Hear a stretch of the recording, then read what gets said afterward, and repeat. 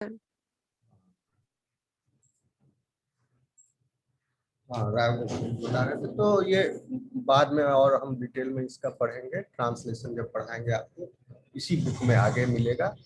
ठीक है, तो आरएनए जो है सबसे ज्यादा आरएनए होता है राइबोसोमल आरएनए, उसके बाद ट्रांसफर आरएनए और मैसेंजर आरएनए सबसे कम होते हैं, क्योंकि मैसेंजर आरएनए एक तो कारण ये भी उनका हाफ लाइफ कम होता है, शॉर्ट लिव्ड होते हैं, या क्योंकि इनको इसलिए शॉर्ट लिव्ड रखा जाता है क्योंकि जैसे जीन का एक्सप्रेशन जब जरूरी होगा तभी वो मैसेंजर आरएनए फॉर्म होगा। ठीक है, जीन का एक्सप्रेशन जो है टाइटली रेगुलेटेड होता है, किस टाइम पर जीन एक्सप्रेस करेगा, किस डिफरेंशिएशन स्टेज पर जीन एक्सप्रेस होगा। जैसे हार्ट के सेल में आई का प्रोटीन एक्सप्रेस नहीं होगा, वो कंप्लीटली शट डाउन रहेगा।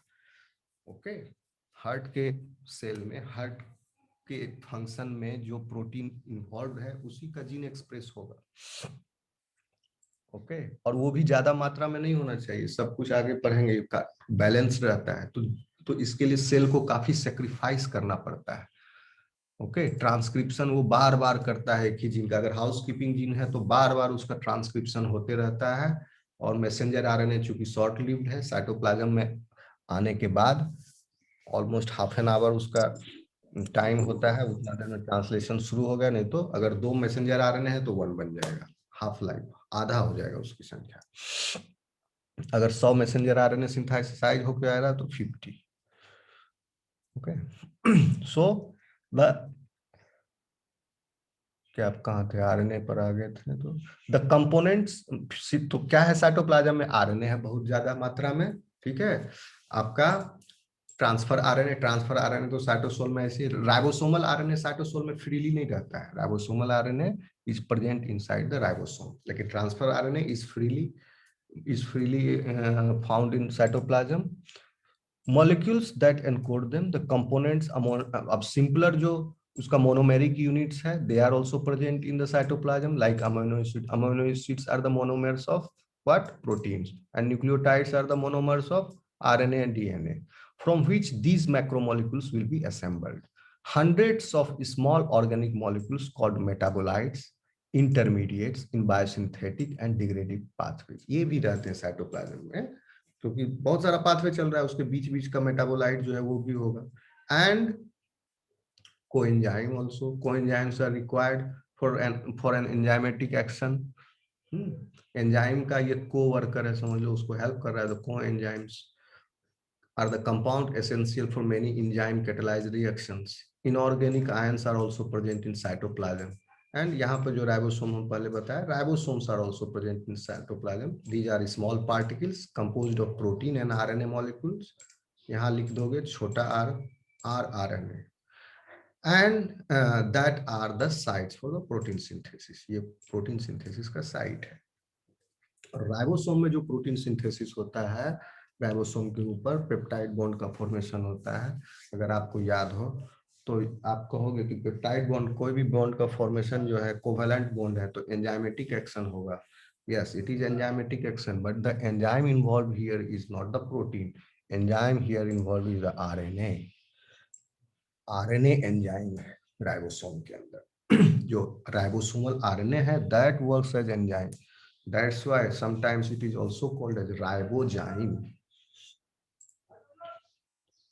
All cells have for at least some part of their life either a nucleus or a nucleoid, in which genome, the complete set of genes composed of DNA, is stored and replicated। The nucleus in bacteria is not separated from the cytoplasm by a membrane। The nucleus is higher by membrane। The nucleus in higher organisms consists of nuclear material enclosed within a double membrane। The nuclear envelope, जैसे plasma membrane है, nucleus का भी अपना एक micro environment है, तो वो nuclear envelope के द्वारा घिरा हुआ है। किसमें? प्रोकैरियोट्स में। बैक्टीरिया में नहीं है न्यूक्लियर एनवेलप। बैक्टीरिया में डीएनए जो है सर्कुलर है, and DNA is just suspended in the cytoplasm. Sometimes DNA is anchored in the plasma membrane and suspended in the cytoplasm. जैसे छत से कोई रस्सी लटका हुआ है, ऐसे समझ लो. बट इन यूकैरियोट्स, आपको कल बताए ही थे, इतना सारा काम हुआ. प्रोकैरियोट से यूकैरियोट बनने में कितना टाइम लग गया? 2 बिलियन साल. अर्थ बना 4.5 बिलियन साल पहले, 2 बिलियन साल इसी में लग गया प्रोकैरियोट से यूकैरियोट इवॉल्व होने में. ओके, तो समझो कि कितना बड़ा चेंज आया प्रोकैरियोट से यूकैरियोट. आपको ये विजिबल नहीं हो पा रहा होगा change, but this is a big change. कि अब न्यूक्लियस के भी चारों तरफ मेम्ब्रेन है, mitochondria is there, chloroplast is there. Okay, सब ऑर्गेनेल्स भी मेम्ब्रेन बाउंड है. वहीं से फिर ऑर्गन मल्टी, क्योंकि अब यूकैरियोट जब बने तभी मल्टी सेलुलर ऑर्गेनाइजेशन हो सकता है लिविंग ऑर्गेनिज्म का. ये पॉसिबल हुआ. जब तक यूनिसेलुलर और प्रोकैरियोट्स थे तब तक मल्टी सेलुलर ऑर्गेनिजम्स नहीं बन पा सकते थे प्रोकैरियोट सेल से. मेरी आवाज आ रही? क्लियर है सबको? बोर तो नहीं हो रहा है?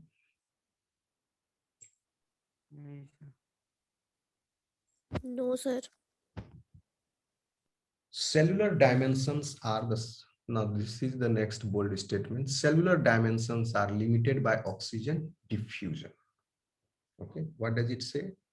Most cells are microscopic, invisible to the unaided eye. बिना कोई हेल्प के आप देख नहीं सकते हैं. Animal and plant cells are typically 5 to 100 micrometer in diameter. And many bacteria are only 1 to 2 micrometer long. तो देखिए, यूकैरियोटिक सेल्स जो एनिमल एंड प्लांट्स में है वो 5 से 100 माइक्रोमीटर तक हो सकता है, वेरिएशन उनके डायमीटर में. लेकिन bacteria are only 1 to 2 micrometre. ये छोटा है bacteria. Long, see the inside back. अच्छा, ये छोड़ो. What limits the dimension of a cell? अब सेल का साइज छोटा बड़ा क्यों हुआ? इसमें बड़ा है, इसमें छोटा है. Okay, the lower limit is probably set by the minimum number of each type of biomolecule required by the cell. Okay, कहने का मतलब हुआ जितना ज्यादा कॉम्प्लेक्सिटी लाइफ में हुआ उसमें एक लेवल तक, क्योंकि ये यूकैरियोट्स है तो ऑर्गेनेल्स भी इसके अंदर एकोमोडेट होने हैं. इनको एकोमोडेट्स होंगे ऑर्गेनल्स तो सेल को थोड़ा बड़ा होना ही पड़ेगा. The smallest cells, certain bacteria known as mycoplasmas. Smallest bacteria है mycoplasma, ये याद रखना. And this is the biggest challenge in मतलब mycoplasma जो है वो आपके मतलब ये माइक्रो बायोलॉजी पर जो वर्क काम करते हैं, रिसर्च मीडिया वगैरह बनाते रहते हैं, कल्चर करते रहते हैं, सेल का सेल लाइन मेंटेन रखते हैं, उनके सामने ये चैलेंज आ जाता है. माइकोप्लाज्मा का कंटामिनेशन बहुत होते रहता है. ये स्मॉलेस्ट बैक्टीरिया है, उसको फिर पूरा मीडिया फेंकना पड़ता है. Are 300 nanometre in diameter, smallest bacteria, and have a volume of about 10 to the power minus 14 millilitre. ठीक है. A single bacterial ribosome is about 20 nanometre. Ribosome जो बैक्टीरिया का है 20 नैनोमीटर है उसका डायमेंशन, और स्मॉलेस्ट माइकोप्लाज्मा है 300 नैनोमीटर इसका डायमेंशन. तो ये इससे कितना बड़ा हो गया? 15 गुना ज्यादा बड़ा है. तो अब ये समझ लो, एक दिमाग में पिक्चर बना लो तो आसानी से समझ पाओगे, एक कंपैरिजन हमेशा कर पाओगे. सबसे नीचे राइबोसोम को रख लो 20 नैनोमीटर, उसके ऊपर रख लो mycoplasma the smallest bacteria 30 nanometre. Okay, and then उससे भी बड़ा क्या है आपका bacteria, other types of bacteria 1 to 2 micrometre वाला. Okay, many bacteria range between this. और उससे भी ऊपर हो गया animal and plant cells, that is eukaryotic cell which is roughly between 5 to 100 micrometer in diameter. A single bacterial ribosome, हाँ ये बता चुके हैं. A single bacterial ribosome is about 20 nanometer in its longest dimension. So a few ribosomes take up a substantial fraction of the volume in a mycoplasma cell. The upper limit of cell size is probably set by the rate of diffusion of soluble molecules in aqueous system. For example, a bacterial cell that depends upon oxygen consuming reactions for energy production must obtain molecular oxygen by diffusion from the surrounding medium through the plasma membrane.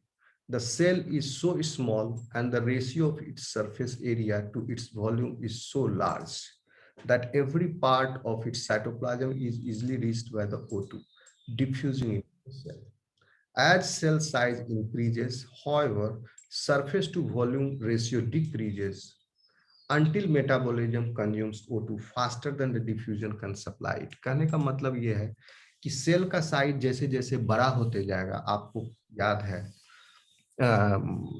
कि sphere, क्योंकि cell का structure क्या है, एक तरह से sphere जैसा है, स्फीयर है, उसका वॉल्यूम, स्फीयर का वॉल्यूम क्या होता है, शायद पाई आर क्यूब होता है, पाई आर नहीं 4/3 pi R cube, 4/3 pi R cube होता है स्फीयर का वॉल्यूम।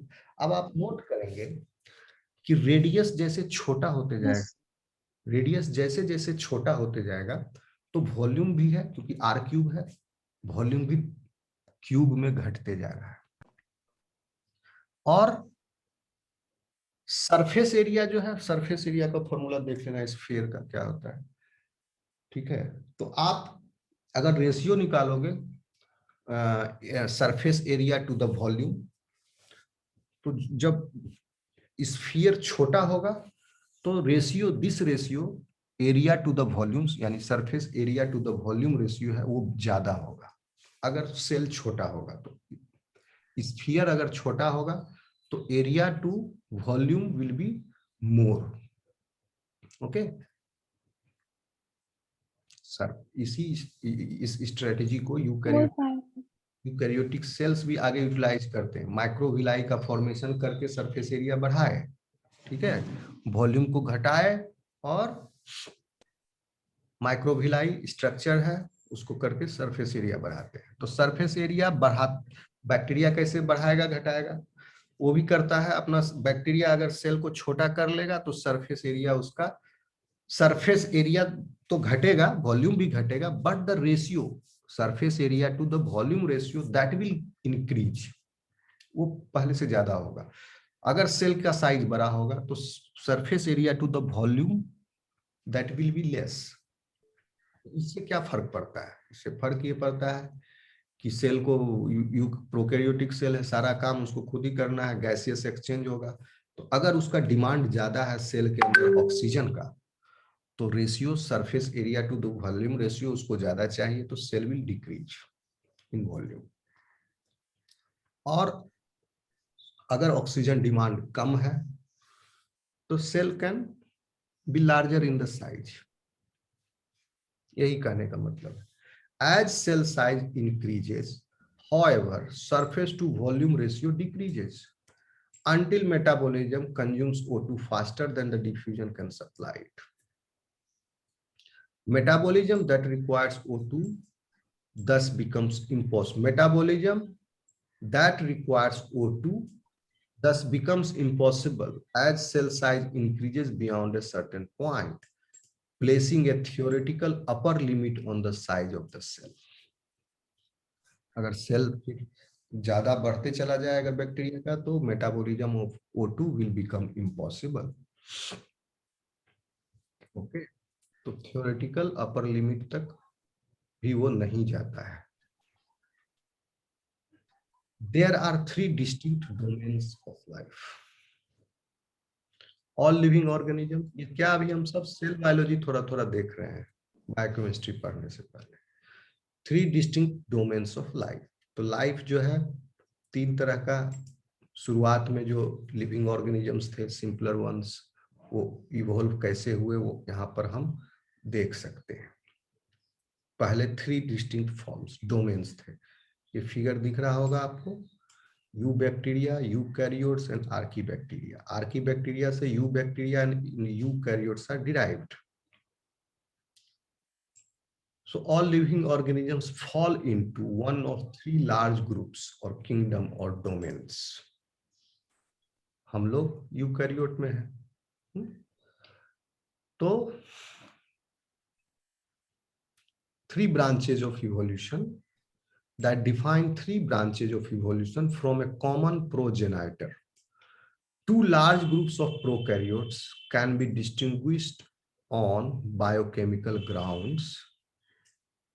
बायोकेमिकल ग्राउंड पर इन दोनों को अलग अलग रखा गया है और ये दोनों ग्रुप प्रोकैरियोट का है, आर्कीबैक्टीरिया एंड यूबैक्टीरिया.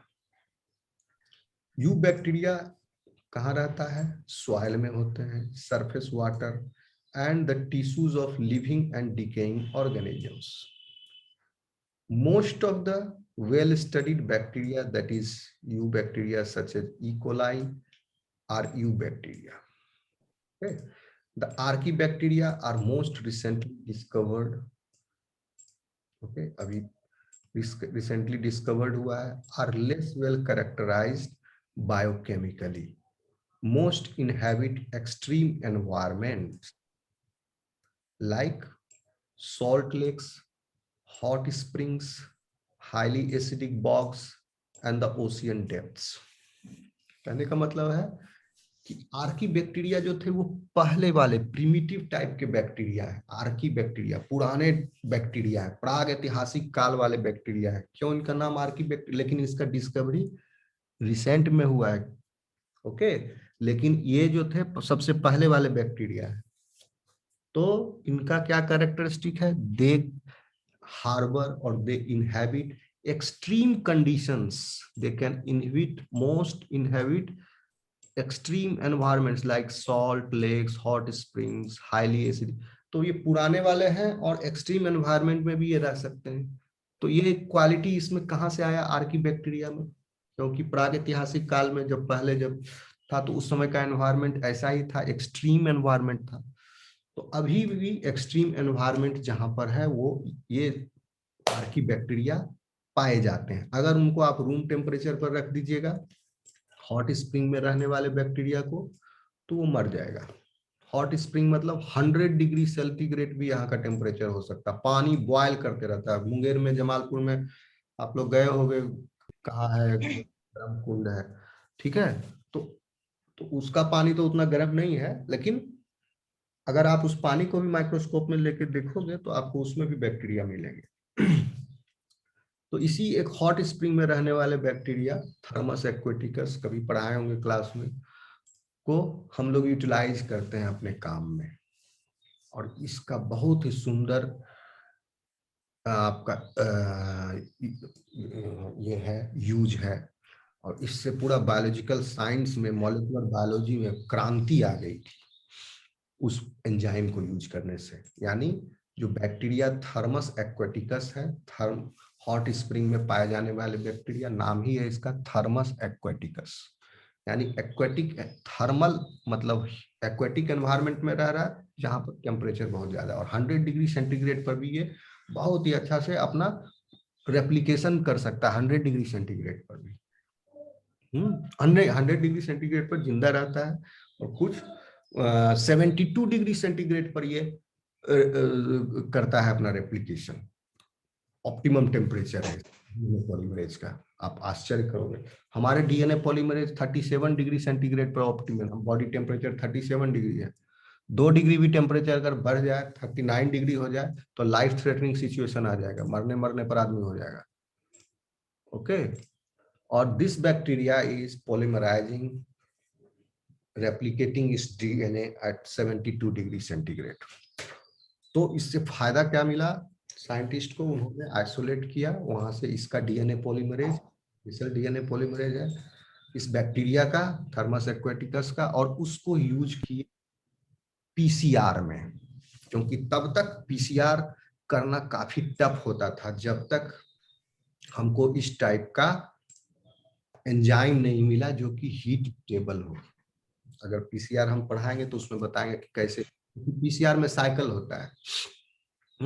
तो क्योंकि जब साइकिल है, अब डीएनए रेप्लिकेट करेगा तो फिर आप स्ट्रैंड्स, ओके, तो स्ट्रैंड्स को डीनेचर करने के लिए डीएनए को 96 डिग्री टेम्परेचर पर ले जाना होता है कुछ देर के लिए। तो 96 डिग्री पर अगर ले गया, और enzyme is also present in the reaction mixture 98 degree centigrade, 90 degree centigrade, वो आप एडजस्ट करोगे बाद में, देखोगे किस पर मेरा, क्योंकि डीएनए फ्रेगमेंट के लेंथ पर भी डिपेंड करेगा, हम रफली बता रहे हैं। तो पूरे आप रिएक्शन मिक्सचर को 98 डिग्री टेम्परेचर, 92 डिग्री टेम्परेचर पर ले जा रहे हो, और उसमें एंजाइम है, तो एंजाइम डीनेचर कर जाएगा, फिर फंक्शनल नहीं होगा। तो अब क्या हो रहा है, एवरी साइकिल में डीनेचुरेशन हो रहा है, फिर रेप्लिकेशन हो रहा है, देन अनिलिंग हो रहा है, फिर डीनेचुरेशन हो रहा है, रेप्लिकेशन हो रहा है, अनिलिंग हो रहा है, रेप्लिकेशन। तो ये इस तरह से हर बार साइकिल को रिपीट किया जाता है 35 बार 40 बार पीसीआर में। तो इतना बार, और तो हर साइकिल के, एक साइकिल के अंत में डबल हो जा रही है डीएनए की संख्या। तो 2 दूनी 4, एक फर्स्ट साइकिल के बाद 2 दूनी 4, 35 साइकिल के बाद कितना हो जाएगा डीएनए का, 2⁵35। तो बहुत लार्ज अमाउंट, इसीलिए इसको बोलते हैं पॉलीमरेज चेन रिएक्शन एम्पलीफाई हो जाता है। तो यहाँ पर अब वो उसका काम आ जाता है डीएनए पॉलीमरेज। हमको ऐसा चाहिए कि जब हम डीएनए को डीनेचर करें at the start of each cycle, और उस टाइम पर हमारा एंजाइम लॉस ना हो। तो पहले जब पीसीआर होता था तो at the start of every cycle जो रिसर्चर्स थे एंजाइम ऐड करते थे, क्योंकि डीएनए वो एंजाइम मिक्स, जो रिएक्शन मिक्सचर है वो डीनेचर कर, एंजाइम डीएनए को डीएनए को डीनेचर करने का मतलब डीएनए का दोनों स्ट्रैंड को अलग अलग करना। जब अलग अलग होगा डीएनए का, डीएनए उतना टेम्परेचर देंगे तो एंजाइम भी लॉस हो जाता था। तो ऐसा एंजाइम चाहिए था जो कि 92 डिग्री सेंटीग्रेड पर भी स्टेब्लिश रहे, ठीक रहे, वो लॉस नहीं हो, उसका फंक्शन हेल्दी रहे, और फिर 72 डिग्री टेम्परेचर, फिर उस साइकिल का में भी 3 स्टेप है हर साइकिल में। तो सेकेंड स्टेप में हम फिर पॉलीमराइजेशन करते हैं, तो टेम्परेचर घटा के 72 डिग्री कर दिए, 2 मिनट तक 72 डिग्री पर रखें, तो उतने में पॉलीमराइज हो गया। फिर उसके बाद 72 डिग्री के बाद फिर हम 98 पर ले जाते हैं। तो डिफरेंट टाइप को पीसीआर में डिफरेंट है, वो हम कभी आपको बता देंगे अलग से। ठीक है, यहाँ पर आप समझ लीजिए कि हॉट स्प्रिंग ये कैसे संभव हुआ। अब क्या हुआ, चमत्कार हो गया, क्योंकि अब हर साइकिल पर एक manual addition of the enzyme नहीं चाहिए। और इससे प्रॉब्लम भी होता था, सेल वॉल्यूम बढ़ते जा रहा है, और भी अदर प्रॉब्लम होते थे, अच्छा से प्योर मिक्सचर नहीं होता था, डीएनए जो ऑब्टेन हो रहा है after the end of the PCR उसको प्यूरिफाई करना होता था, बहुत सारा प्रोटीन है उसमें। ओके, तो अब हम क्या किए, स्टार्ट ऑफ द रिएक्शन में ही 2 माइक्रोलीटर अपना, या 2 IU इंटरनेशनल यूनिट, हम थर्मस एक्वेटिकस का डीएनए पॉलीमरेज, टैक पॉलीमरेज बोलते हैं, उसका नाम है Taq. Taq stands for, T stands for Thermus, AQ aquaticus, Taq polymerase. Taq polymerase 2 micro international unit add कर दिया वहां पर, अब निश्चिंत हो गए।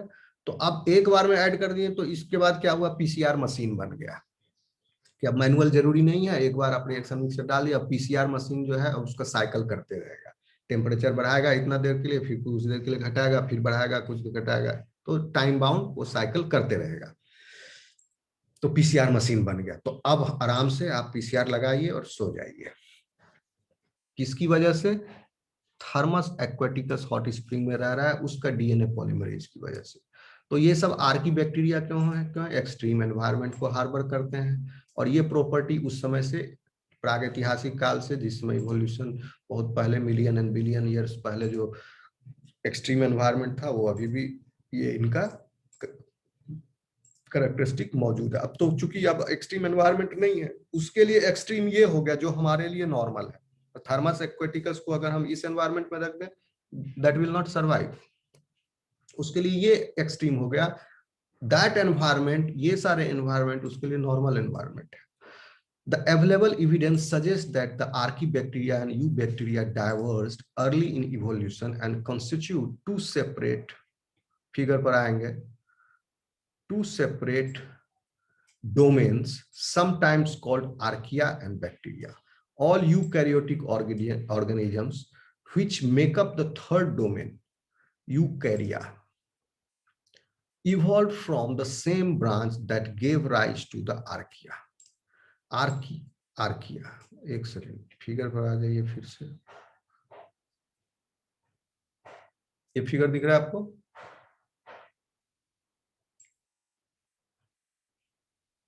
Yes sir. तो आइडिया लगा लीजिए कैसे कैसे हुआ। आर्की बैक्टीरिया थे, इसमें कुछ एक्सट्रीम थर्मोफाइल्स है, and some are methanogens. Methanogens क्या थे? They were producing methane, CH4। एक ऐसा पाथवे था उसमें कि एंड प्रोडक्ट C4 हो रहा था, CH4 रिलीज हो रहा है ये बैक्टीरिया। हम लोग CO2 रिलीज कर रहे हैं अभी। CO2 इसलिए रिलीज कर रहे हैं क्योंकि ऑक्सीजन अवेलेबल है एनवायरनमेंट में और हम लोग का विकास हुआ है। ओके, पहले इन लोगों के मिथेनोजेंस के लिए ऑक्सीजन जो है टॉक्सिक है, हम लोगों के लिए मीथेन टॉक्सिक है। तो पहले जो अर्थ का एनवायरनमेंट था उसमें मीथेन ही मीथेन थे, बहुत सारे मीथेन थे। तो मीथेन की वजह से, methane is a very potent green house gas. ये CO2 से भी 4 गुना ज्यादा ग्रीन हाउस गैस है, ज्यादा एनर्जी को ट्रैप करता है, हीट को ट्रैप करता है। तो मीथेन की वजह से पूरा एटमॉस्फेयर में मीथेन था। बाद में ऑक्सीजन आया ना। ऑक्सीजन कब आया? जब हमारे ये ऑटोट्रोप्स आ गए तब।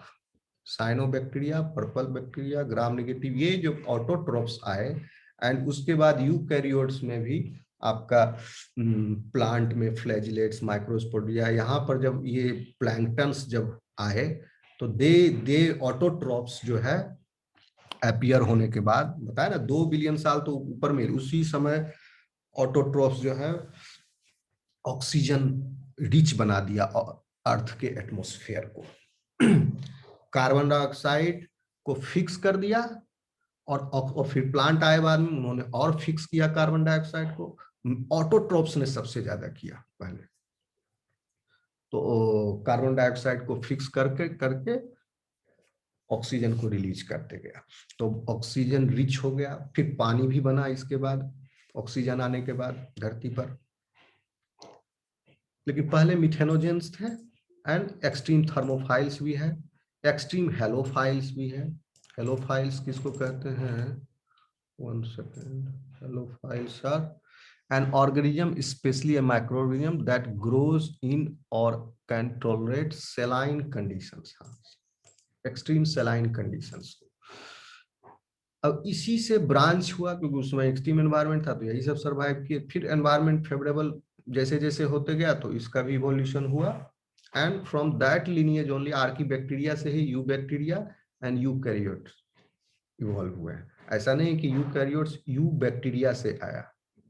ओके, तो eukaryotes are derived from archaebacteria and eubacteria is also derived from here. अब यूकैरियोट में भी फिर इसके बाद यूनिसेलुलर यूकैरियोट्स, मल्टीसेलुलर यूकैरियोट्स। तो पहले तो ये यूनिसेलुलर मल्टीसेलुलर हर लिनिएज में हुआ। एनिमल वाले लिनिएज में भी यूनिसेलुलर यूकैरियोट्स, मल्टीसेलुलर यूकैरियोट्स, सीलिएट्स में भी यूनिसेलुलर मल्टीसेलुलर, फंजाई में भी यूनिसेलुलर मल्टीसेलुलर, जैसे फंजाई में है यूनिसेलुलर ईस्ट, मल्टीसेलुलर मोल्ड।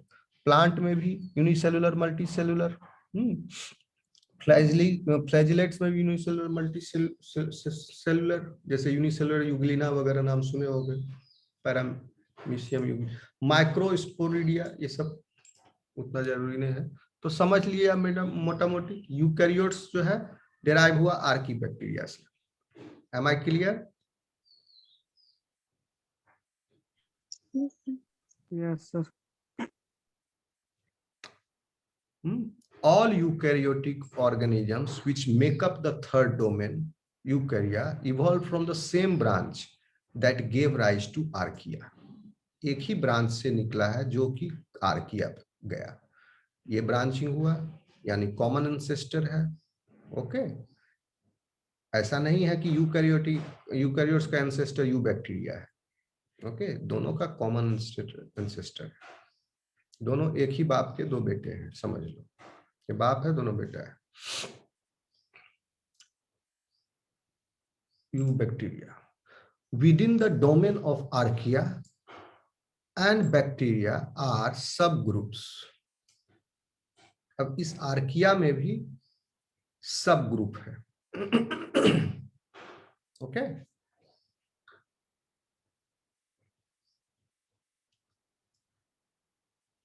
ठीक है, आर्किया नीचे वाला और यू बैक्टीरिया ऊपर, यू बैक्टीरियम, दोनों में सब ग्रुप्स है and distinguished by the habitats in which they live.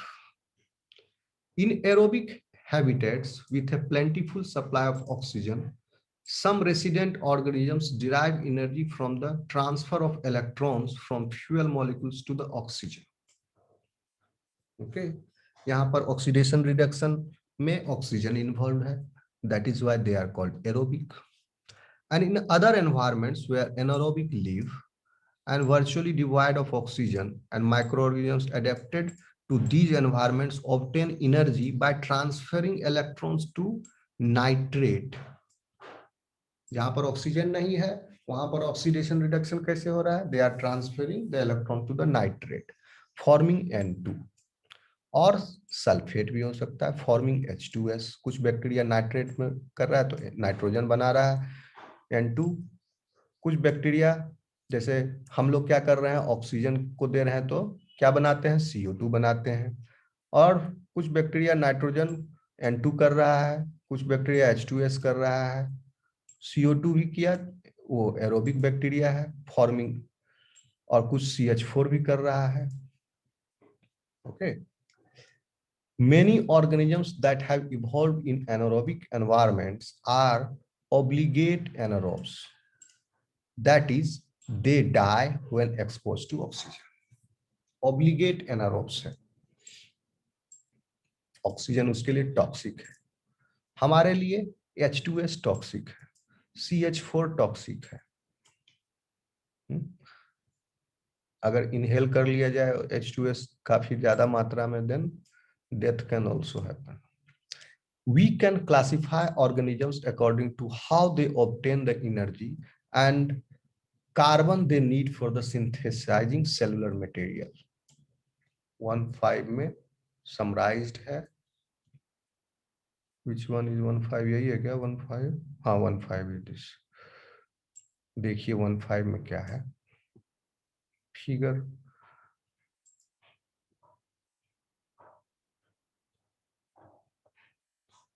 दिख रहा है ये फिगर?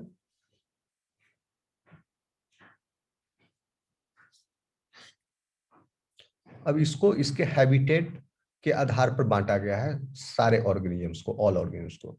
तो some organisms are phototrophs. Phototrophs they derive energy from the light, and some are chemotrophs. तो एनर्जी कहाँ से? एक तो लाइट में एनर्जी है उसको भी हार्वेस्ट कर सकता है, और केमिकल से भी एनर्जी हार्वेस्ट कर सकता है लिविंग ऑर्गेनिज्म अपने सर्वाइवल के लिए। फोटोट्रॉप्स एंड कीमोट्रॉप्स। फोटोट्रॉप में भी दो तरह का है, ऑटोट्रॉप्स एंड हेटेरोट्रॉप्स। ऑटोट्रॉप्स वो थे जो कि ये बाद में ये सब आए।